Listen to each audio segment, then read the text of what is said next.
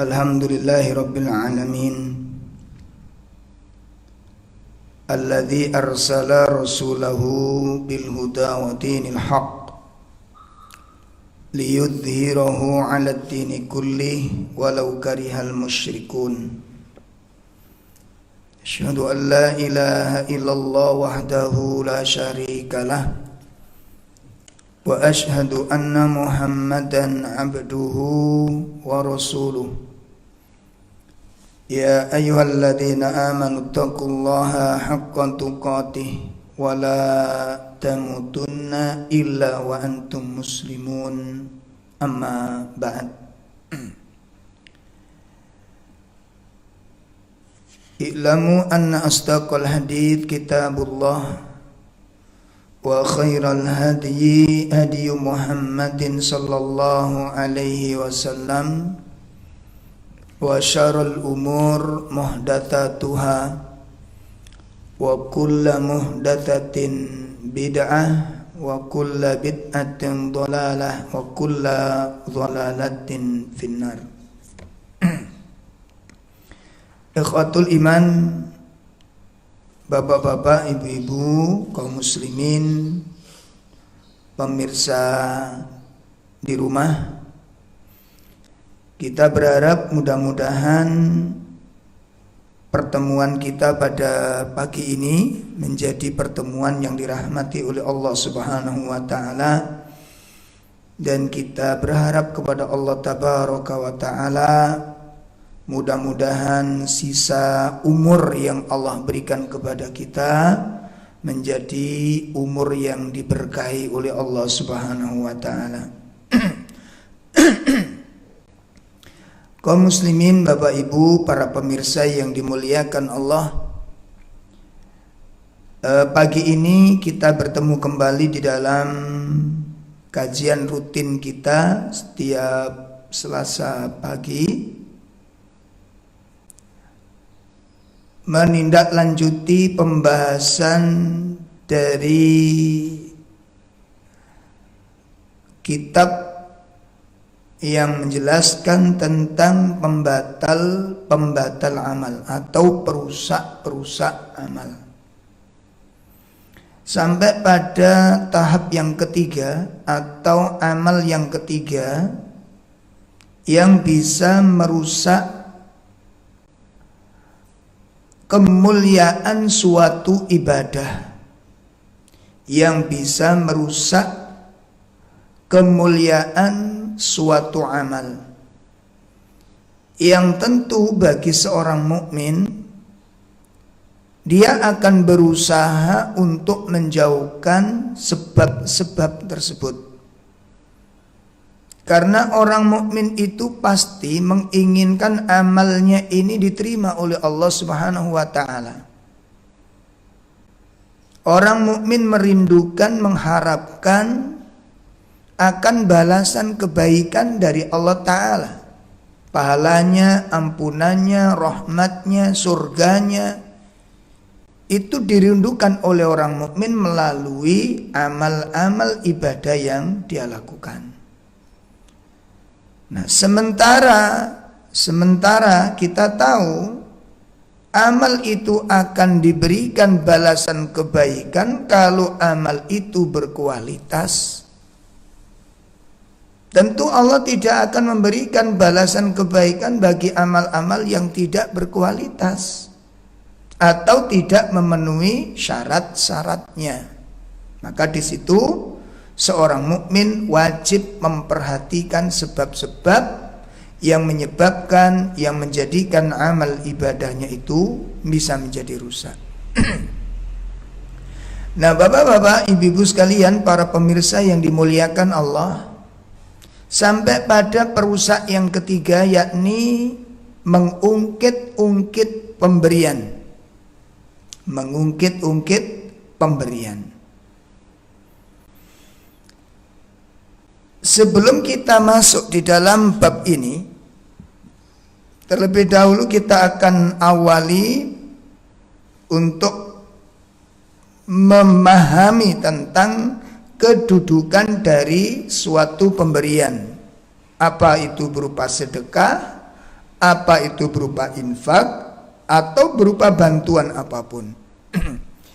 Nah, sebagaimana telah kita ketahui bersama bahwa sedekah atau infak atau yang lain sejenisnya ini memiliki kedudukan yang sangat mulia di dalam Islam.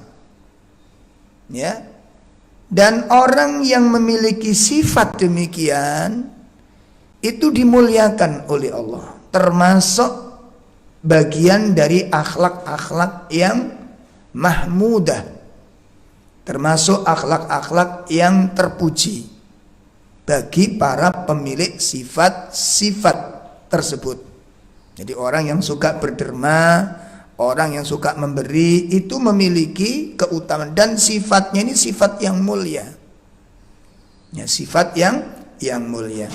Nah, di antara keutamaan amal tersebut yakni sedekah, karena ini berkaitan dengan masalah pemberian. Ungkit-ungkit itu karena ada kebaikan-kebaikan yang diberikan. Nah, kebaikan-kebaikan ini ya, pemberian itu bukan hanya sebatas pada materi belaka. Ini perlu kita pahami, sama dengan ketika kita membahas tentang al-bukhlu, ya, tentang kebakilan. Ya, jadi orang bakhil juga demikian, bakhil tidak hanya terbatas pada harta.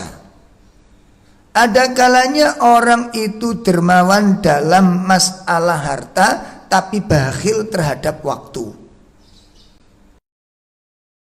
bakhil terhadap pemikiran, bakhil terhadap tenaga. Dia tidak mau membantu dengan tenaganya. Ini masuk dalam kategori al-bukhlu. Nah, demikian pula terhadap masalah kedermawanan ini. Ya. Lah, dermawanan pun bertingkat-tingkat yang jelas, karena kita tidak membahas tentang bab khusus tentang sedekah, ya. Yang jelas bahwa sedekah atau orang yang memiliki sifat dermawan itu adalah memiliki sifat-sifat yang mulia, dan itu merupakan bagian dari akhlakul karimah, akhlak yang sangat mulia dalam pandangan Allah Subhanahu wa taala.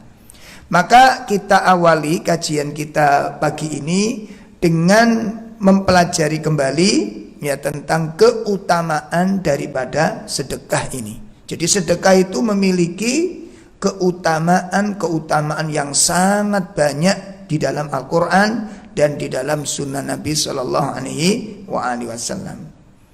Nah, di sini akan saya sampaikan beberapa poin saja karena waktu, ya. Kalau kita bahas masalah keutamaannya banyak sekali, soal puluhan. Ya, ada 30 lebih keutamaan sedekah ini. Masya Allah. Makanya ini luar biasa. Ya. Nah, di antaranya apa? Yang pertama, bahwa sedekah itu merupakan bukti benarnya iman seseorang. Nah, ya. Jadi dengan sedekahnya itu ini bagian dari bukti keimanannya. Hal ini sebagaimana dijelaskan oleh Nabi Shallallahu Alaihi Wasallam dalam sebuah hadis yang sahih. Rasulullah SAW menyatakan as-shadaqatu burhan. Sedekah itu burhan. Apa itu burhan? Bukti. Para ulama menyatakan yang dikatakan burhan di sini ini, bukti yang dimaksud itu adalah bukti tentang benarnya imannya. Ya.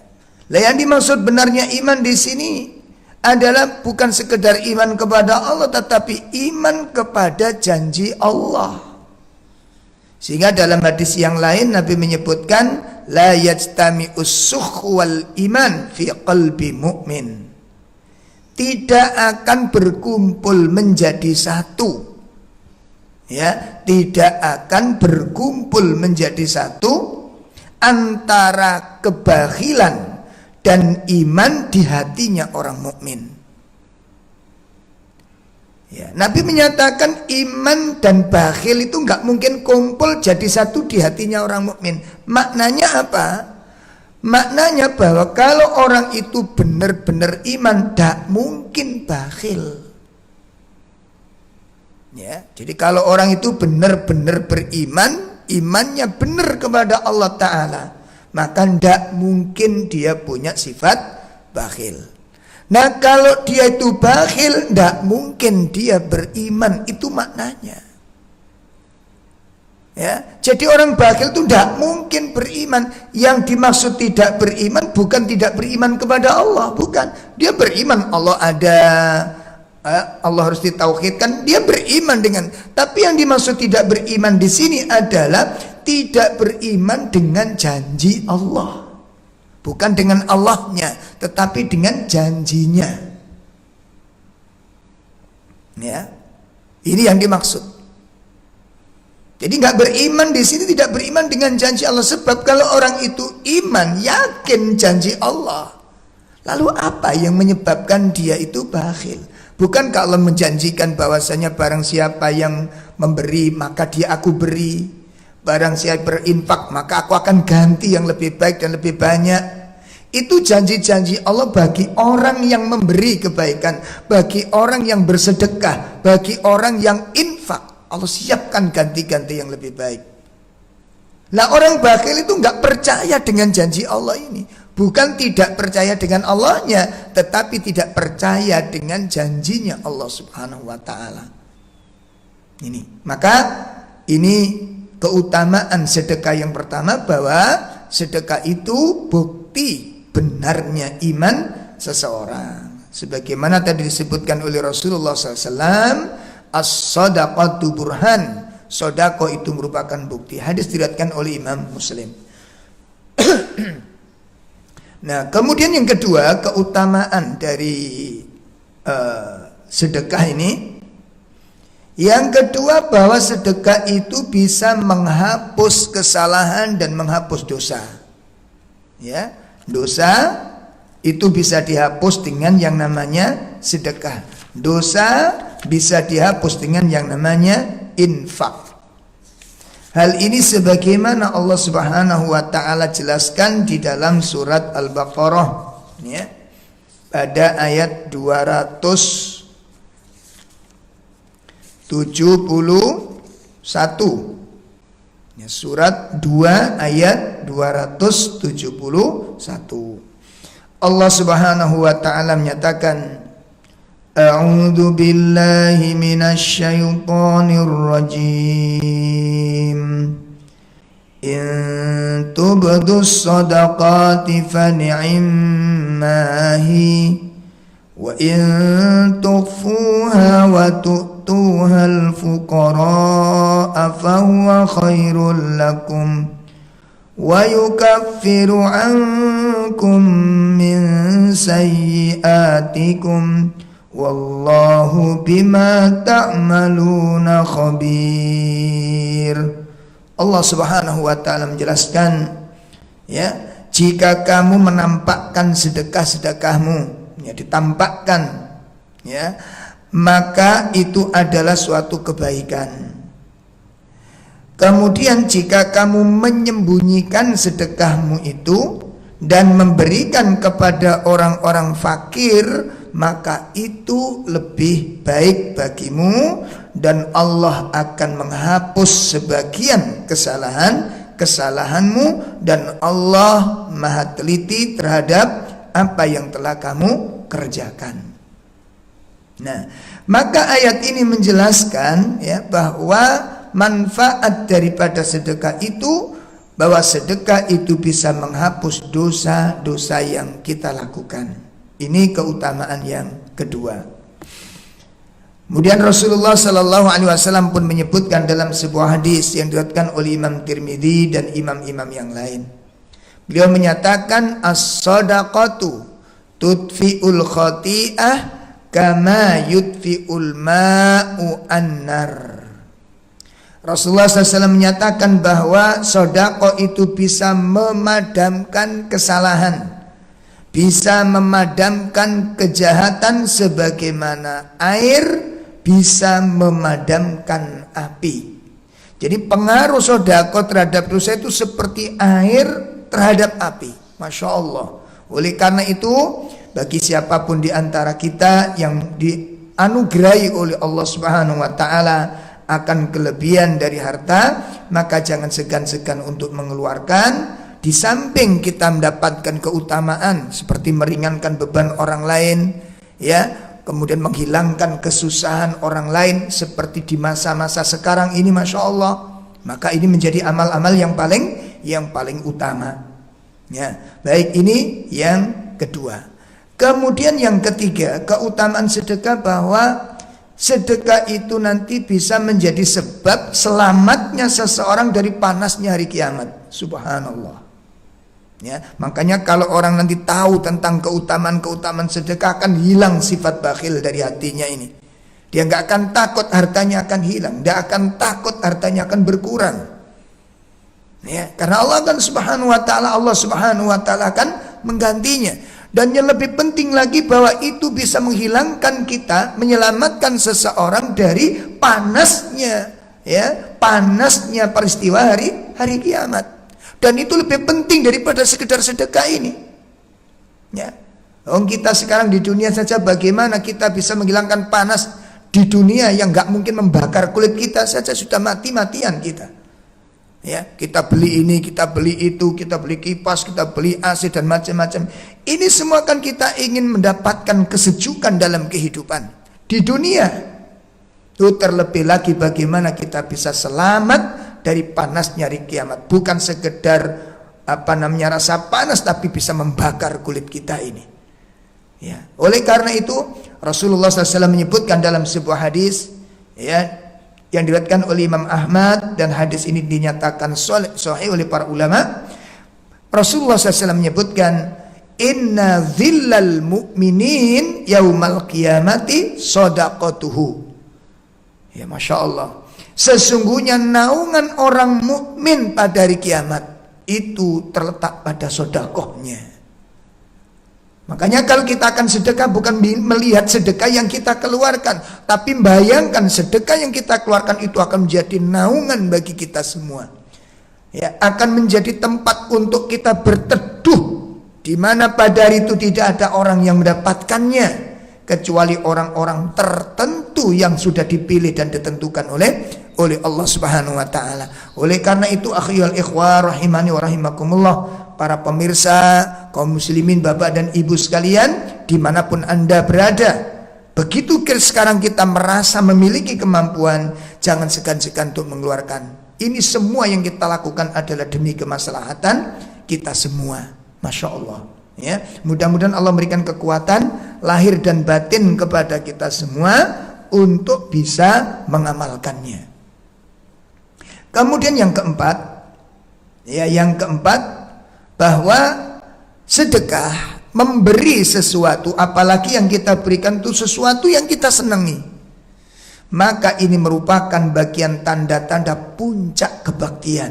Subhanallah, kesempurnaan dari kebaktian kita kepada Allah Subhanahu wa taala.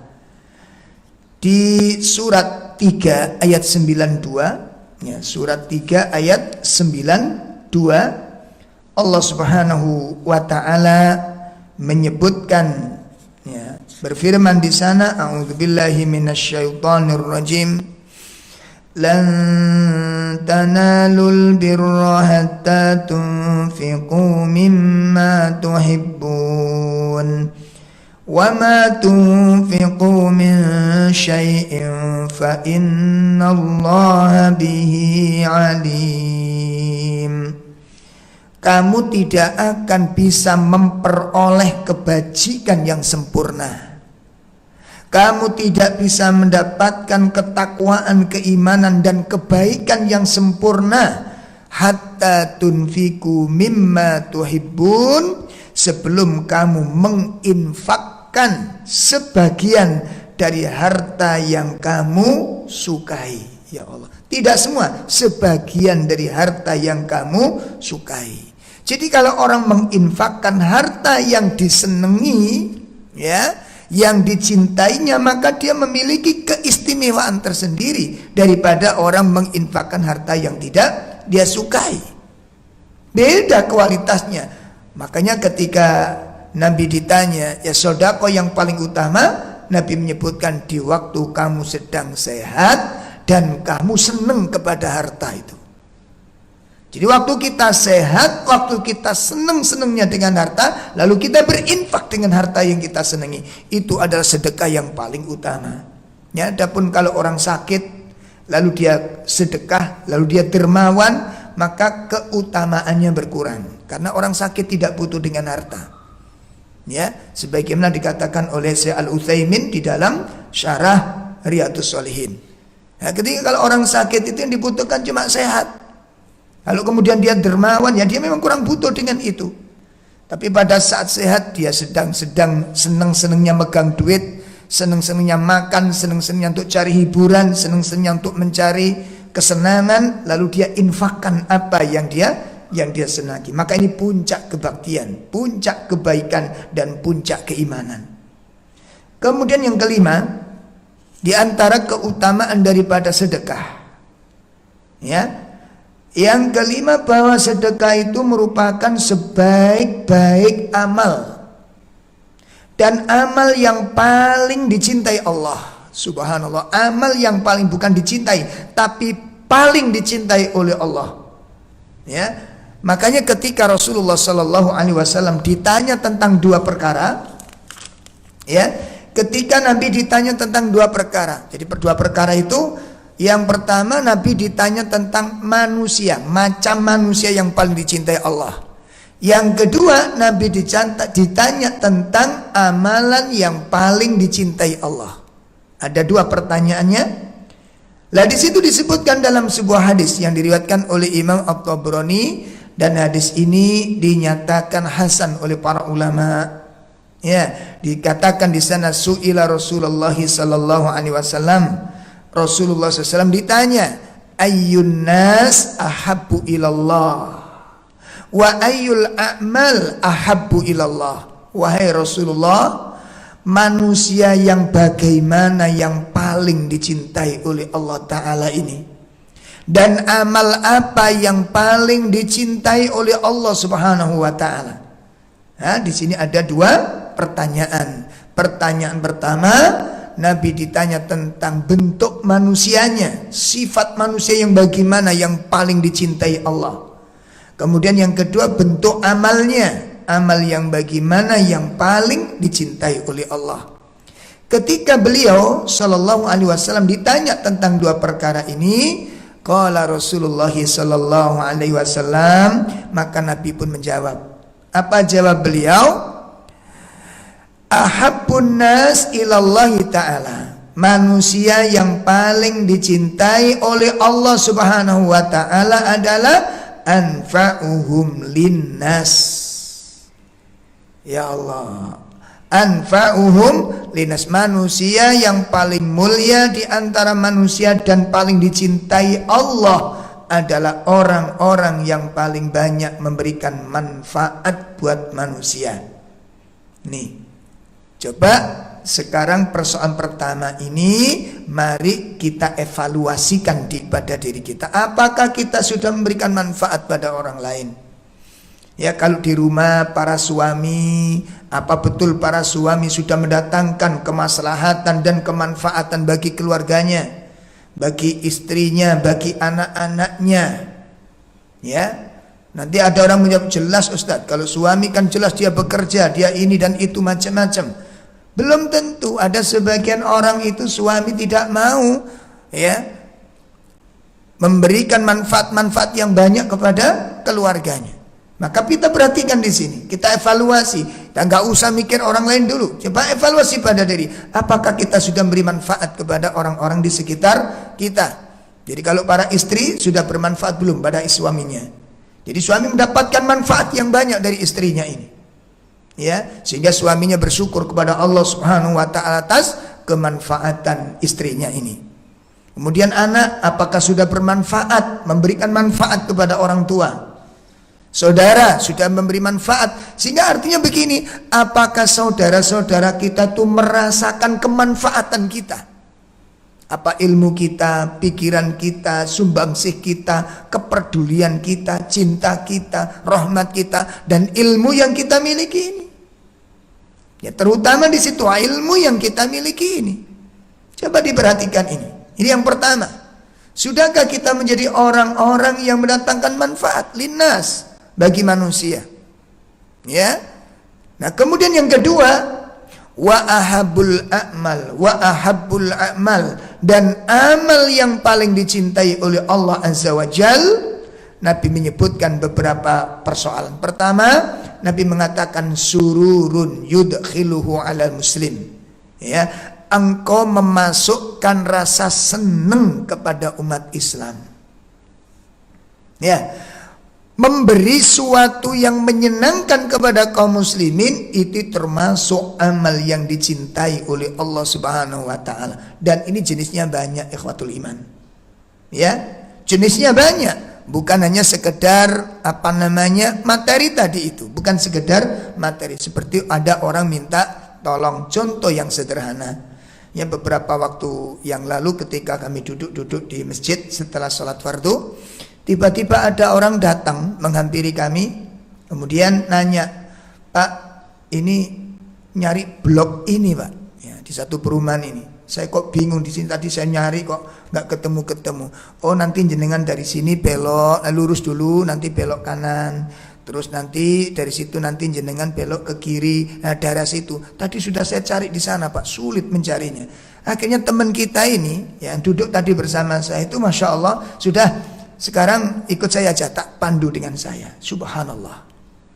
Ini hal yang sederhana, tapi belum tentu kita bisa mampu melakukan yang demikian ini. Ini yang dikatakan oleh Syekh Salim, ini yang bersedekah dengan waktunya. Ini yang mahal.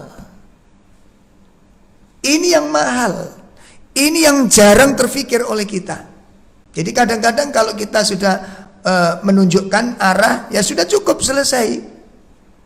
Tidak ada upaya selanjutnya bagaimana orang ini senang, bagaimana orang ini mudah terbantukan. Dan ternyata ikhwatul iman, dengan sikap yang demikian ini, itu menjadi ladang dakwah buat kita semuanya yang kita abaikan. Ya, coba di antara kita siapa yang bersedia menyedekahkan waktunya dan tenaganya kepada orang yang kebingungan mencari tempat tadi? Saya nggak bisa bayangkan kalau kita yang mengalaminya. Cari muter-muter tidak ketemu, tiba-tiba tanya orang, dan orang itu langsung membawa sepedanya. Sudah, sekarang bapak tak anter, ya, ngikuti saya dari belakang saya nanti. Coba bagaimana kita melihat kemuliaan orang tersebut, bagaimana melihat nilai akhlak yang begitu mulia, dan ini ternyata diajarkan oleh Islam. Ini yang pertama, amalan yang paling dicintai. Kenapa? Ini menakjubkan sekali. Ini menakjubkan sekali, ya. Makanya saat ini bapak-bapak sekalian, ayo kita berlomba-lomba. Mari kita berlomba-lomba untuk memberikan manfaat kepada orang lain, peka dengan lingkungan, peka dengan sekitar.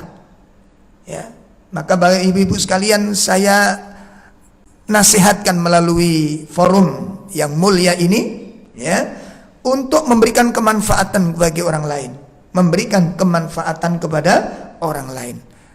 Masya Allah. Jadi banyak sekali jalan seperti ini. Ya, seperti mengadakan kajian melalui streaming ini juga merupakan bagian sururun yudkhilu al muslim. Ya, mudah-mudahan ini menjadi amal yang dimuliakan Allah. Kenapa? Karena dalam masa-masa kesulitan kita ngaji nggak bisa, kita ngadakan majelis taklim nggak bisa. Tiba-tiba ada seseorang punya ide untuk mengadakan, lalu dirasakan oleh semua kaum muslimin, sehingga kaum muslimin tidak kehilangan ilmu, kaum muslimin tidak kehilangan nasihat, kaum muslimin mendapatkan tambahan hidayah dari Allah Subhanahu wa taala. Bahkan ini bisa dikatakan lebih mahal nilainya, lebih berharga nilainya daripada sedekah berupa harta benda. Karena ini merupakan pemberian hidayah, pemberian iman, ya, kemaslahatan dan keselamatan dunia dan akhirat, membentuk watak manusia, menuntun jalan hidup manusia, menghibur hati manusia yang sedih, memberikan motivasi kepada orang-orang yang putus asa. Itu banyak terbantu melalui media ini, melalui majelis yang mulia ini. Ya, maka bersyukur dan kita berdoa kepada siapapun di antara kaum muslimin yang punya ide-ide yang mulia seperti ini, mudah-mudahan mereka dimuliakan oleh Allah Subhanahu wa taala dan dimasukkan sebagai amal-amal yang paling dicintai oleh Allah Subhanahu wa taala. Maka bikin orang tersenyum, bikin orang senang. Dan terlebih lagi sekarang dalam ekonomi yang Masya Allah ikhwatul iman. Ya, di antara saudara-saudara kita ternyata sudah banyak yang tidak bisa makan. Tidak bisa makan. Bahkan kita ketemu dengan salah seorang suami yang kerjanya nge-Grab. Itu sampai 3 hari, 4 hari cuma dapat duit itu 75.000. Ya, 3 hari, 4 hari. Pada hari ketiganya nggak ada yang dimasak akhirnya. Makanya bagi kita yang sekarang belanja ini belanja itu, tolong pikirkan orang lain. Tolong pikirkan orang lain. Di mana hati nurani kita, di mana rahmah kita. Mudah-mudahan di bulan yang mulia, di saat yang mulia ini berlipat-lipat kemuliaan yang Allah berikan kepada kita semuanya. Dan kita usahakan bisa terlibat di dalam program-program sosial yang diselenggarakan mungkin di sebagian masjid, majelis taklim yang sedang mengadakan. Ini bagian untuk merebut kedudukan yang mulia, untuk mendapatkan pahala yang dimuliakan Allah Subhanahu wa taala. Ya, ini yang pertama, sururun yudkhiluhu ala muslim. Ya, kemudian yang kedua apa? Yang kedua, au yaksifu anhu kurbahu, atau menghilangkan kesulitan, beban-beban orang lain. Masya Allah, menghilangkan beban-beban orang lain. Dan ini banyak nanti akan dijelaskan di beberapa pertemuan-pertemuan yang akan datang. Kemudian yang ketiga, nah ini yang agak sulit kayaknya ini. Apa itu? Au yaqdi anhu dainan. Au yaqdi anhu dainan, atau melunasi hutang-hutang orang lain. Nah, ini yang saya katakan tadi langka. Di zaman Nabi ini sudah biasa. Nah, coba di antara bapak-bapak, ibu-ibu, ada nggak punya rencana seperti ini? Ya, punya nggak? Walaupun kita kadang, makanya kalau ada orang itu kaya, ibadah itu tergantung dengan kekuatan jiwa. Ya, ini tolong dicatat, diingat-ingat. Kekuatan ibadah seseorang itu bukan ditentukan oleh kekuatan fisik, bukan kekuatan materi, bukan. Kekuatan imannya, kekuatan jiwanya, itu yang mendorong orang itu mampu melakukan beban-beban berat. Walaupun dia itu dhaif, walaupun dia itu secara dohirnya lemah. Ya, walaupun demikian, tapi ketika imannya itu kuat, jiwanya kokoh, jiwanya tangguh, maka dia akan mampu melakukan beban-beban ibadah. Contoh seperti ini, sedekah. Apakah orang kaya pasti mampu bersedekah? Belum tentu jawabnya. Apakah orang kaya itu bisa dermawan? Jawabnya belum tentu. Belum tentu, tergantung dari imannya. Kalau imannya kuat, maka dia akan mendapatkan keutamaan dengan kekayaannya itu. Dia akan mengalahkan banyak orang dalam bidang kebaikan. Ya, kenapa? Karena dia bisa melakukan hal-hal yang tidak bisa dilakukan oleh orang lain. Dia bisa menyantuni yatim piatu, dia bisa menyantuni fakir miskin, dia menyantuni du'afa, dia bisa menyantuni orang-orang terlantar, dia terlibat di dalam dakwah, terlibat di dalam memakmurkan masjidnya Allah Subhanahu wa taala, di dalam pengembangan pembelajaran Al-Qur'an, pelatihan-pelatihan dai. Ini luar biasa. Itu kalau dia bisa memanfaatkan ya potensi dan kondisi yang Allah berikan kepadanya. Kemuliaan harta akan mengantarkan dia pada kemuliaan Allah Subhanahu wa taala. Itu yang ketiga. Kemudian yang keempat, au tatruduhu anhu jau'an, atau menghilangkan rasa lapar bagi orang lain. Ya, makanya tolong bapak-bapak, ibu-ibu, ya dimanapun panjenengan berada, saya mengajak kepada panjenengan, mungkin nanti barangkali ada orang jualan tuh di di sekitar kita, ya. Ada bapak-bapak sambil jualan tempat tidur, itu kadang-kadang dipikul sama pundaknya. Jual meja, jual kursi dipikul sama pundaknya. Dan itu kadang-kadang 3 hari belum tentu laku yang dijual itu. Coba kalau kita bisa memberikan keringanan pada beliau-beliau ini, Ya, mungkin bukan uang, tapi mungkin nasi. Nasi bungkus kita berikan, Pak, ini untuk makan siang. Karena dia ditunggu oleh keluarganya. Untung-untung kalau kita bisa memberikan sangu buat dia untuk beli kopi, untuk beli makan, Masya Allah. Indatruhu anu jauhan. Dan ini menuntut sebuah kepekaan sosial, kecerdasan pikiran, kejernihan hati. Ya, oleh karena itu sikap dermawan pada poin yang kelima, keutamaan bahwa sikap dermawan itu merupakan perkara yang paling dicintai Allah dan manusia yang paling dicintai oleh Allah Subhanahu wa taala. Jamaah sekalian, pemirsa di rumah yang dimuliakan Allah Subhanahu wa taala, dan masih banyak ya yang tidak bisa saya sebutkan satu persatu dari dalil-dalil tentang keutamaan-keutamaan sedekah ini. Nah, kemudian melihat dalil-dalil dari Al-Quran dan Sunnah ini ya menunjukkan bahwa kemuliaan, keagungan, kedudukan sedekah di dalam Islam. Ya, jadi dalil-dalil tersebut yang kami sampaikan baik dalam Al-Quran maupun Sunnah ini menunjukkan tentang kemuliaan sedekah, menunjukkan tentang keagungan dan kedudukan yang sangat tinggi ya sedekah itu di dalam Islam.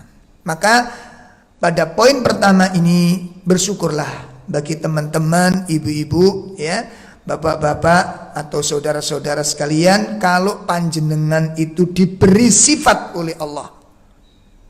Kok mudah membantu, mudah memberi, mudah menolong, bersyukurlah.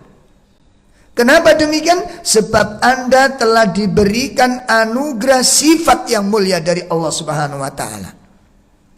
Maka simpan sifat itu, pertahankan sifat itu, jaga sifat itu supaya tidak hilang dari diri Anda. Ya, kalau kita diberi ini anugerah dari Allah, enggak sembarangan orang bisa demikian.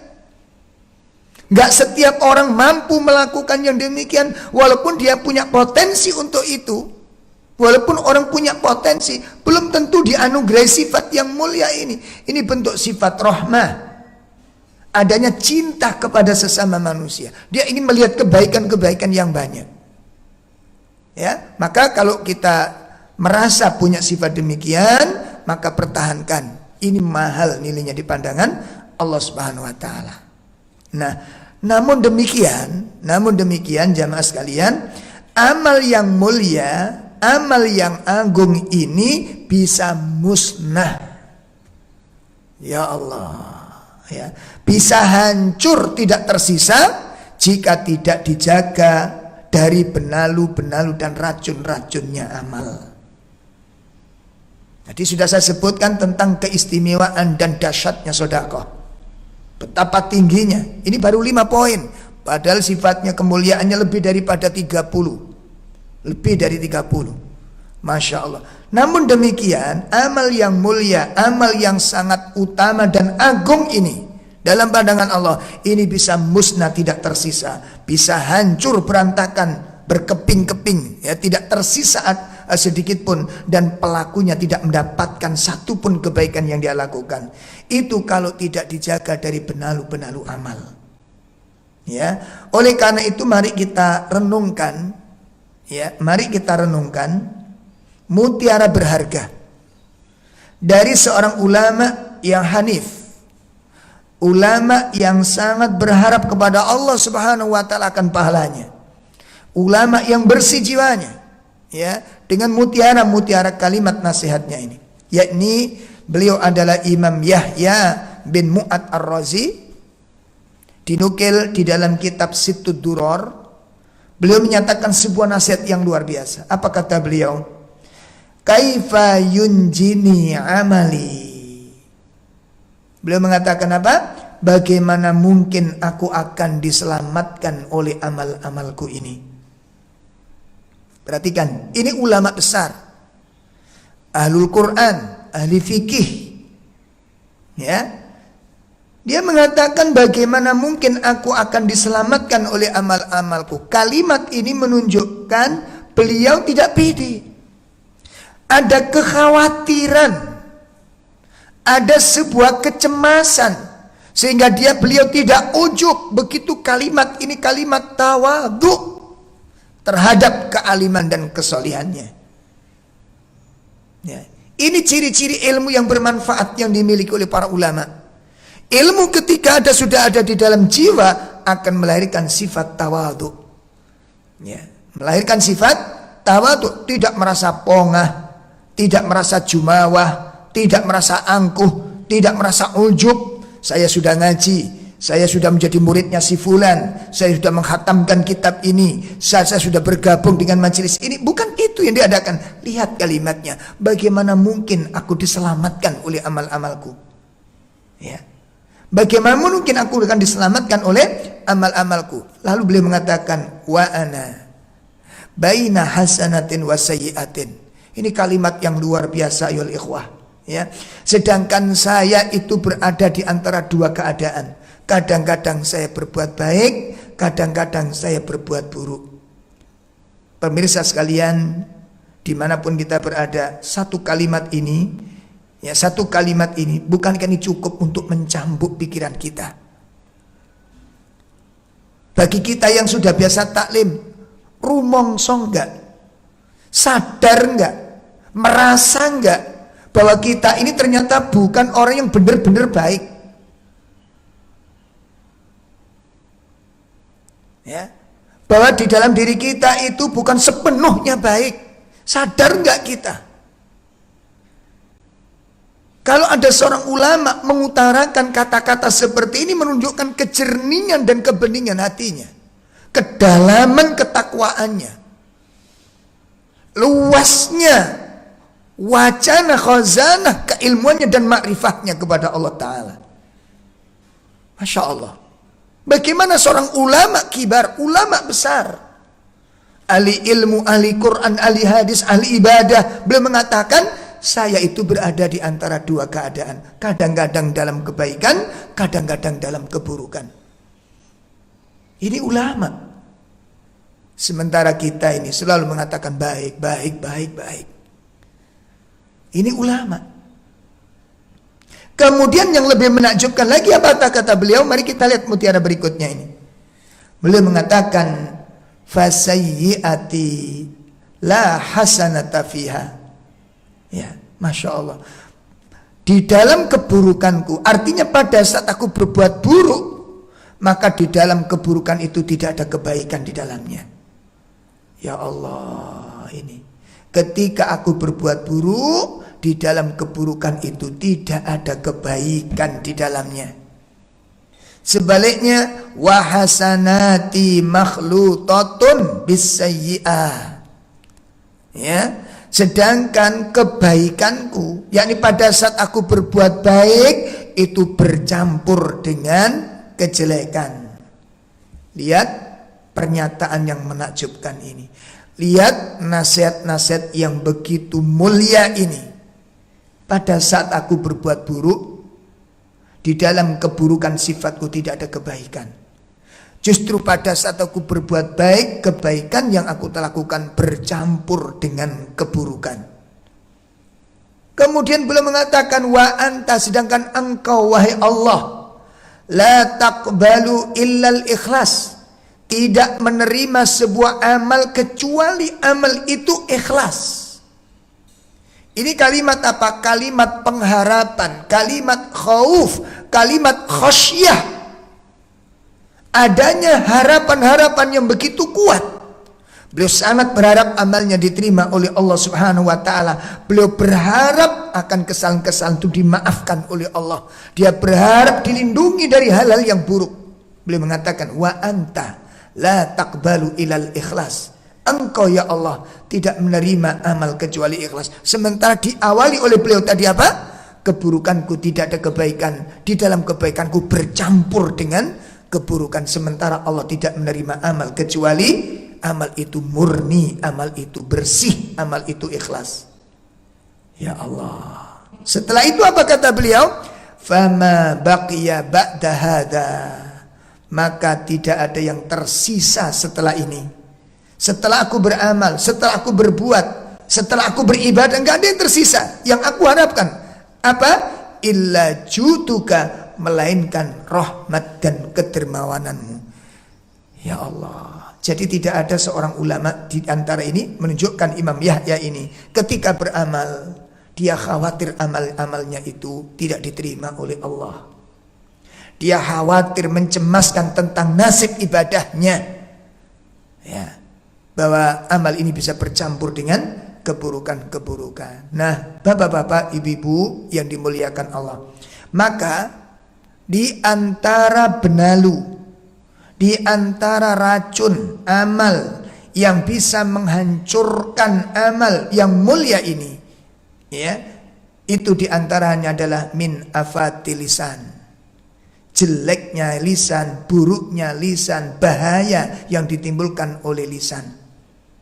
Masya Allah, ditimbulkan oleh lisan. Mulianya ini, amal ini ketika lisan-lisan kaum muslimin itu terjaga.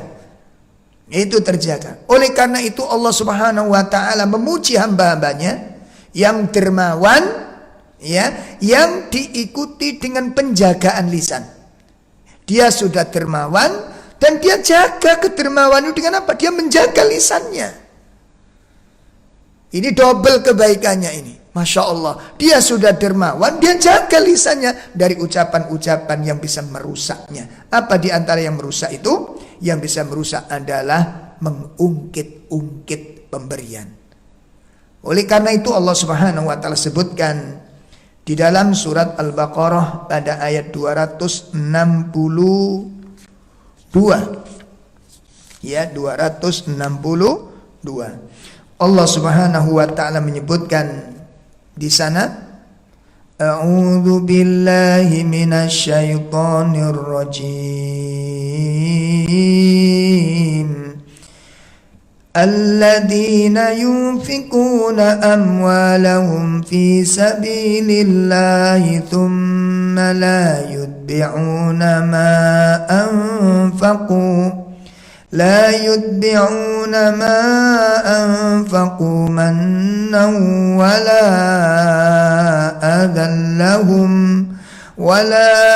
adallahum ajruhum 'inda rabbihim wala khaufun 'alaihim wala hum yahzanun. Allah Subhanahu wa taala menyebutkan orang yang menginfakkan hartanya di jalan Allah Subhanahu wa taala, kemudian tidak mengiringi apa yang dia infakkan itu dengan menyebut-nyebutnya, mengungkit-ungkitnya, dia tidak melakukannya dan tidak menyakiti perasaan orang yang menerima. Nah, ini berarti apa? Dia melaksanakan infak dan dijaga lisannya ini. Allah menyatakan lahum ajruhum 'inda rabbihim. Bagi mereka yang infak lalu dia menjaga lisannya, dia tidak sakiti perasaan yang menerima, dia tidak mengungkit-ungkit, dia tidak menyebut-nyebut kebaikannya. Allah mengatakan lahum ajruhum 'inda rabbihim. Bagi mereka balasan mereka di sisi Rabb mereka. Wala khaufun 'alaihim wala hum yahzanun. Dan mereka tidak akan khawatir dan tidak akan merasa takut. Ya, subhanallah. Ini Allah memuji mereka. Ya, bahkan kata Allah, ucapan yang baik, permintaan maaf, ya, permintaan maaf, minta udzur, tidak bisa memberi, itu jauh lebih baik. Jadi kalau kita mau memberi orang kemudian geruneng, mending tidak usah memberi, tapi minta maaf, itu lebih baik. Allah Subhanahu wa taala tegaskan di dalam ayat berikutnya, yakni ayat 263. Allah Subhanahu wa taala sebutkan, qaulun ma'rufun wa maghfiratun khairum min shadaqah wa maghfiratun khairum min shadaqatin yatba'uha adza wallahu ghaniyyun halim. Ucapan yang baik, perkataan yang baik dan permintaan pemberian maaf itu lebih baik daripada orang yang sedekah yang diiringi dengan tindakan yang menyakiti hati. Masya Allah. Nah, kemudian jamaah sekalian yang dimuliakan Allah Subhanahu wa taala, ya. Allah memuliakan kedudukan orang-orang yang lurus hatinya. Allah memuji, menyanjungnya, mengabadikan, menyimpan sifat itu di dalam kitab yang mulia. Menyimpannya untuk diungkapkan supaya orang-orang lain mengikutinya. Orang-orang yang lurus hatinya, orang-orang yang jujur niatnya. Allah Subhanahu wa taala menyebutkan hal ini ya sebagaimana disebutkan di dalam surat 76, ya, di dalam surat 76 Allah Subhanahu wa taala menyebutkan pada ayat yang ke 8 dan 9, ya, surat 76 ayat 8 dan ayat 9. Allah Subhanahu wa taala menyatakan di sana, ini surat Al-Insan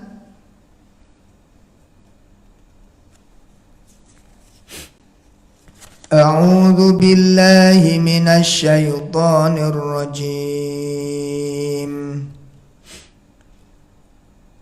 Wa yud'imuna at-ta'ama 'ala hubbihi miskinan wa yatiman wa asira.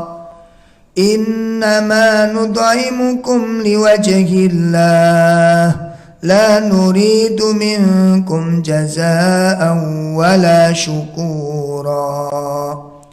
Ya, Allah Subhanahu wa taala menyebutkan orang-orang yang bertakwa, orang-orang yang soleh, yaitu mereka adalah mereka memberikan makanan yang disukainya kepada orang miskin, kepada anak yatim dan orang-orang yang ditawan. Kemudian mereka mengatakan, ya, innama nud'imukum liwajhillah. Ya, sesungguhnya kami memberi makanan kepadamu hanyalah karena mengharapkan keridhaan Allah, mencari wajah Allah Subhanahu wa taala, dan kami tidak mengharapkan balasan dan ucapan terima kasih dari kalian. Bukan itu yang kita butuhkan. Bukan ucapan terima kasihmu. Ya, bukan itu yang kita butuhkan. Dan juga bukan balasan-balasan kebaikan yang kau berikan kepadaku. Tidak. Aku memberikan makan kepadamu. Aku memberikan bantuan kepadamu. Liwajhillah. Untuk mencari wajah Allah. Ini orang-orang yang lurus hatinya. Dan orang-orang yang jujur niatnya. Nah, oleh karenanya, ikhwatul iman, maka barang siapa yang memiliki sifat dermawan, ya, jadi siapa saja di antara kita yang sudah memiliki sifat dermawan, tetapi dia tidak bisa menjaga lisannya, ya, dari ucapan-ucapan yang menyakitkan, dari kata-kata yang sangat menusuk perasaan, maka hendaknya dia merasa takut kepada Allah Subhanahu wa taala. Hendaknya dia perhatikan ayat-ayat Allah, terutama di dalam surat Al-Baqarah pada ayat 264. Mari kita pelajari ayat itu untuk menyelamatkan amal dan sifat-sifat kita semua.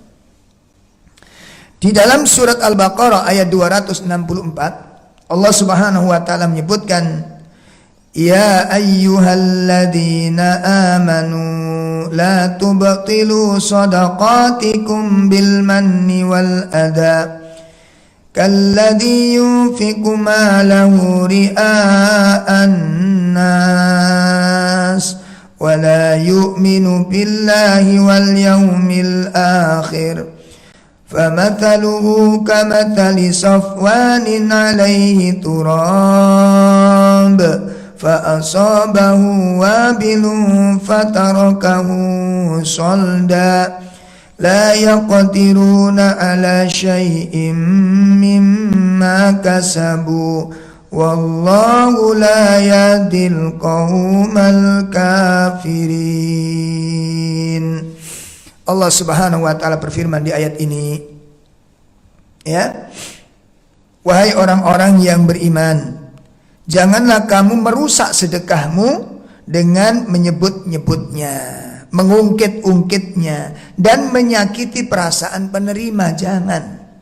Nah, orang yang melakukan perbuatan ini, jadi kalau ada orang beramal diungkit-ungkit, ada orang disebut-sebut, ya, kemudian menyakiti perasaan si penerima itu seperti orang yang menginfakkan hartanya karena riya kepada manusia. Hukumnya sama. Ya, derajatnya sama. Ya. Dan dia tidak beriman kepada Allah. Orang riya itu hatinya mencari wajah manusia. Orang riya itu tidak butuh pahala dia. Dia tidak butuh mencari wajah Allah. Dia tidak tertarik dengan pahala. Yang dia inginkan itu pujian dari lisan-lisan manusia. Maka demikian pula halnya dengan orang yang mengungkit-ungkit pemberian ini. Dia tidak butuh pahala. Makanya disebut-sebut. Karena dia tidak butuh surga. Dia tidak butuh rahmat Allah. Dia tidak butuh ganjaran dari Allah. Dia rusak amalnya itu dengan mengungkit-ungkit. Maka ini hati-hati ayyuhal ikhwah. Ya, hati-hati ini. Karena kita nanti bisa jadi terjadi antara suami dengan istri. Antara majikan dengan pembantu. Antara orang tua dengan anak atau anak dengan orang tua. Antara menantu dengan mertua. Antara saudara kakak dengan adik, antara tetangga yang satu dengan tetangga yang lain, antara teman dengan teman yang lain. Hati-hati. Makanya sudah saya katakan, walaupun kita sudah ngaji kayak apapun, belum tentu selamat dari sifat-sifat yang tidak baik. Ini dihukumi sama oleh Allah Subhanahu wa taala. Akhirnya Allah menyebutkan apa? Perumpamaannya. Jadi kalau ada orang yang bersedekah, kalau diungkit-ungkit, orang bersedekah kalau menyakiti hati orang yang menerima, itu kata Allah Subhanahu wa taala perumpamaannya seperti batu yang licin yang di atasnya ada debu. Batu licin yang di atasnya ada debu. Kemudian kata Allah Subhanahu wa taala, ya, fa asabahu wabilun fatarakahu solda. Kemudian batu yang licin itu ditimpa hujan yang lebat, maka tinggallah batu itu licin kembali. Debu yang ada di atasnya itu sirna, tidak membekas sama sekali, tidak tersisa sama sekali. Maka mereka tidak memperoleh sesuatu kebaikan sedikit pun dari apa yang telah mereka kerjakan. Dan Allah tidak memberi petunjuk kepada orang-orang yang kafir. Nah, ini berarti apa? Berarti bahaya lisan. Bahaya lisan. Nah, oleh karena itu ayyuhal ikhwan rahimani wa rahimakumullah, dan ini dikuatkan oleh hadis-hadis Nabi sallallahu alaihi wasallam. Yang pertama kita lihat hadis dari sahabat Ibnu Umar. Sahabat Ibnu Umar bercerita dari bapaknya, dari Umar bin Khattab radhiyallahu anhu, beliau mengatakan, qala Rasulullah SAW, salasatun la yandurullahu ilaihim yaumal qiyamah. Ada 3 golongan manusia yang tidak akan dipandang oleh Allah dengan pandangan rahmat pada hari kiamat. Masya Allah. Ya, ada 3 golongan manusia yang tidak dipandang dengan pandangan rahmat oleh Allah Subhanahu wa taala pada hari kiamat. Siapa mereka? Yang pertama, al-aqu liwalidayhi. Orang yang durhaka kepada kedua orang tuanya. Nah, cuma kita harus pelajari bagaimana bentuk kedurhakaan seorang anak kepada orang tua. Itu satu, dia tidak akan dipandang dengan pandangan rahmat. Allah memandangnya dengan kebencian. Allah memandangnya dengan permusuhan. Allah memandangnya dengan kemurkaan. Dan ini merupakan siksaan tersendiri bagi pelakunya. Yang kedua, wa mudminul khamr. Golongan yang kedua adalah orang-orang yang biasa minum khamr. Ya, maka perhatikan, orang tua memperhatikan anak-anaknya. Kemudian yang ketiga, wal mannan bima atau mengungkit-ungkit apa yang sudah diberikan kepada orang lain. Hadis diriwayatkan oleh Imam Ibnu Hibban dan Imam Al-Hakim. Kemudian di hadis yang lain, ya, Nabi SAW menyebutkan, la salasatun la yakbalullahu minhum sorfan wala adlan. Ya Allah, 3 golongan yang Allah tidak menerima amal ibadahnya, ya, baik yang wajib maupun yang sunnah. Apa itu? Yang pertama, akun, anak yang durhaka kepada kedua orang tua. Yang kedua, wa mannan, mengungkit-ungkit pemberian. Yang ketiga, wa mukadzibun bil qadar, orang yang mendustakan takdir. Ya, orang yang mendustakan takdir. Hadis diriwayatkan oleh Imam Ibnu Abi Asim. Kemudian dalam riwayat yang lain dari sahabat Abu Hurairah radhiyallahu an, salasatun, ada 3 golongan manusia, la yukallimuhumullahu yaumal qiyamah, tidak diajak bicara oleh Allah dengan pembicaraan rahmat. Ya Allah, wala yanduru ilaihim, Allah tidak memandang mereka dengan pandangan rahmat. Wala yuzakim, Allah tidak membersihkan kotoran-kotoran jiwanya. Walahum adzabun alim, dan bagi mereka azab yang sangat pedih. Nauzubillah min syarri dzalik. Ya. Qala, perawi mengatakan faqara Rasulullah sallallahu alaihi wasallam mirar, dan Nabi mengucapkan hal ini sampai 3 kali. Diulang-ulang oleh Nabi sampai 3 kali. 3 golongan manusia tidak diajak bicara oleh Allah, tidak dipandang oleh Allah dengan pandangan rahmat. Allah tidak melihat mereka, tidak mensucikan jiwa mereka. Allah berikan siapkan azab yang pedih bagi mereka. Lalu sahabat Abu Dzar bertanya, khabu wa khasiru, sungguh sangat rugi, ya, sungguh sangat merugi mereka wahai Rasulullah. Mereka sangat rugi ya Rasulullah. Lalu sahabat Abu Dzar bertanya, manhum ya Rasul, siapa mereka itu wahai Rasulullah? Siapa mereka itu? Nabi menyebutkan yang pertama adalah al-musbil. Al-musbil, orang-orang yang menggunakan kain menutup mata kakinya. Ini mereka tidak dipandang oleh Allah Subhanahu wa taala. Ya, tidak diajak bicara oleh Allah Subhanahu wa taala. Yang kedua, al-mannan. Al-mannan, yaitu orang yang mengungkit-ungkit pemberian kebaikan pada orang lain. Kemudian yang ketiga adalah wal munaffiqu sil'atahu bil halifil kadzib. Ya, yang ketiga itu adalah orang yang menjual barang dagangannya dengan sumpah palsu. Ini ikhwatul iman, di antara dampak buruk dari sifat mengungkit-ungkit. Yang terakhir yang ingin perlu saya sampaikan, bahwa kapan perbuatan mengungkit-ungkit itu bisa terjadi. Ya, kapan sifat mengungkit-ungkit ini bisa terjadi? Apa penyebab-penyebabnya? Ini yang sangat penting untuk kita ketahui, sehingga pada saat masuk di areal ini kita hati-hati.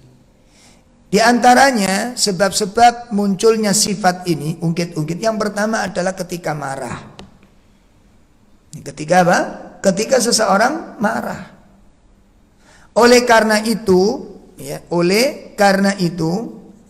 Imam Ibnu Rajab menyebutkan, ya, bahwa barang siapa yang terjatuh di dalam marah ini. Jadi orang melakukan marah, ya, orang melakukan marah dan dia tidak bisa mengendalikan marahnya. Sebab marah itu dibolehkan dalam Islam dan bahkan kadang-kadang menjadi suatu kebutuhan. Ya, seperti orang tua melihat anak-anak nggak sholat, ini marah. Maka marah seperti ini marah yang dibutuhkan.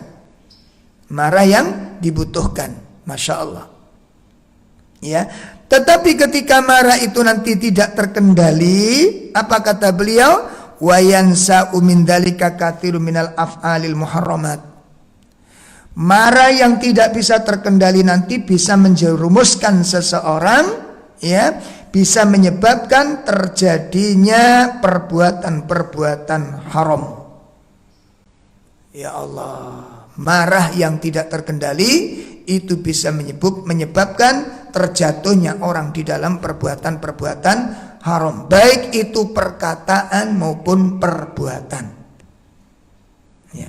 Nah, sekarang kita lihat orang-orang yang sudah marah yang tidak bisa terkendali.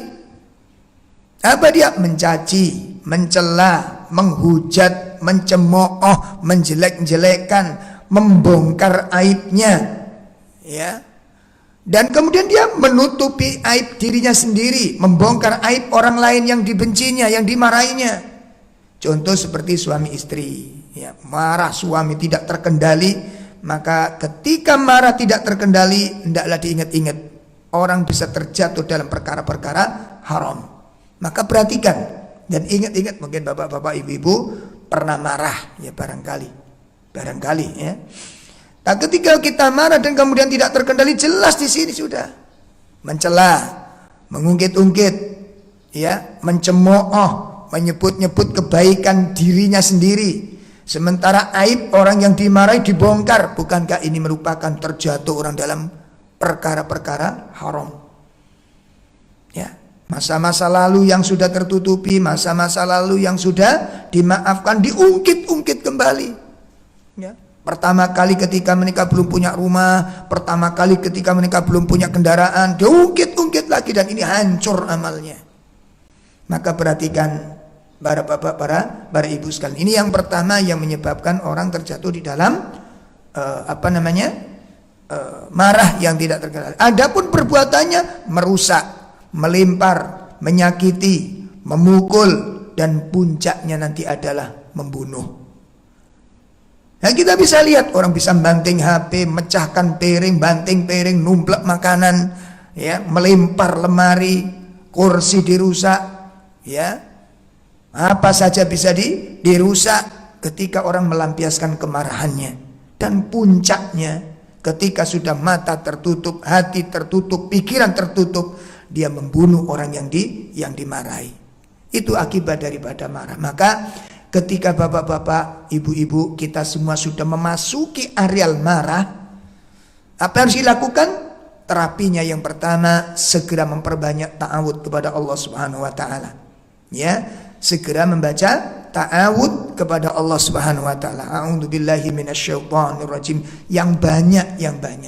Ya, tapi jangan keras-keras, nanti khawatir pasangannya tersinggung. Ya, ada suami marah, jenengan marah, ibu bilang a'udzubillahi minasyaitonir, dikira suaminya kayak syaitan nantinya. Ya, jadi yang pertama baca ta'awud, ibu. Perhatikan, begitu kita rasa orang kalau marah kan terasa, ini mulai marah ini kan, ngomongnya agak tinggi, suara nadanya mulai kenceng. Ya, pasangan ngomong langsung disaut, langsung dibantah. Ingat, jangan sampai satu kata menghancurkan kerusakan. Ini yang kemudian disebutkan oleh Imam Ibnu Rajab. Masya Allah, mari kita lihat sebuah nasihat yang luar biasa. Imam Ibnu Rajab menukilkan perkataan sahabat Atha bin Abi Rabah. Bahaya yang ditimbulkan marah yang tidak terkendali. Ya, ini lebih khusus lagi bagi para pemarah dan orang-orang yang suka marah. Nah, siapapun bisa terjadi begini. Ingat nasihatnya Imam Atha ini. Apa kata beliau? Ma abqal ulama bukaan akharal umri min ghadabati yaghdibuha ahaduhum fayahdamu umra 50 sana au 60 sana au 70 sana. Masya Allah. Apa kata beliau? Tidak ada yang paling ditangisi oleh para ulama. Tidak ada sesuatu yang paling ditangisi oleh para ulama. Suatu tangisan di akhir umurnya. Ya. Artinya apa? Kalau nanti ada seorang ulama marah sekali di akhir umurnya, marah sekali yang tidak terkendali, apa kata beliau? Fayahdamu umroh hamsina wa au sittina sana au sab'ina sana. Maka marah yang sekali yang tidak terkendali ini bisa menghancurkan kebaikan umurnya selama 50, 60 sampai 70 tahun. Satu kali marah yang tidak terkendali itu bisa menghancurkan kebaikan-kebaikan umurnya selama 50 tahun, 60 tahun atau 70 tahun. Sekilas kalau kita simak perkataan ini, masa mungkin sih marah sekali bisa menghancurkan ibadah 70 tahun. Dari mana? Ungkit-ungkit. Awas, perhatikan ini. Oleh karena itu pengendalian yang maksimal, satu, ketika masuk areal marah segera baca ta'awud. Yang kedua apa? Merubah posisi. Jadi dalam hadis disebutkan kalau di dalam kitab Syama'il Muhammadiyah, Ya, ketika Nabi marah itu, kalau beliau itu marah itu dengan berdiri, beliau pakai untuk duduk. Kalau dalam duduk kok masih marah, beliau pakai untuk berbaring. Insya Allah akan reda dan akan hilang marahnya. Itu yang kedua, merubah posisi. Jangan kebalik, marah lagi tidur malah pakai duduk. Ya, masih nggak puas tambah berdiri. Nah, ini ngundang setan ini namanya. Ya, hati-hati begini. Jadi kadang-kadang kita itu dari sisi kebaikan punya kebaikan yang luar biasa, tapi di sisi yang lain kita punya keburukan yang bisa menghancurkan. Ini tolong diwaspadai. Lisan paling sulit menjaganya, Pak. Ya, ini tolong diperhatikan. Terus yang ketiga, apa langkahnya untuk meredam kemarahan ini? Apa kata Nabi SAW? Hendaknya apabila orang marah, hendaklah dia diam. Idza ghadaba ahadukum falyaskut.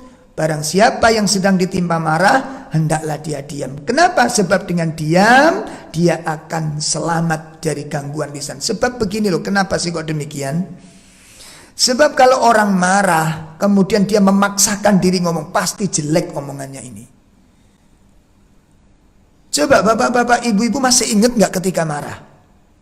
Atau gak pernah marah? Atau gak pernah gak marah? Coba renungkan, ketika marah ada gak perkataan yang baik keluar itu? Kalimatnya kasar, kalimatnya kotor, kalimatnya berani, gak ada kesopanan.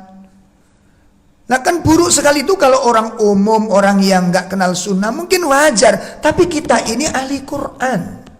Kita ini orang-orang yang pelajar Al-Quran. Quran itu mengajarkan bahasa-bahasa kesopanan. Nah, di mana letak pengaruhnya Al-Quran kepada kita kalau kita sudah ngaji ke sana kemari masih mengkonsumsi kalimat-kalimat yang buruk. Masya Allah, Masya Allah. Ini hati-hati ikhwatul iman. Jadi yang ketiga diam. Ya, jadi yang pertama tawud, yang kedua merubah posisi, yang ketiga apa? Diam. Yang keempat apa? Berwudu.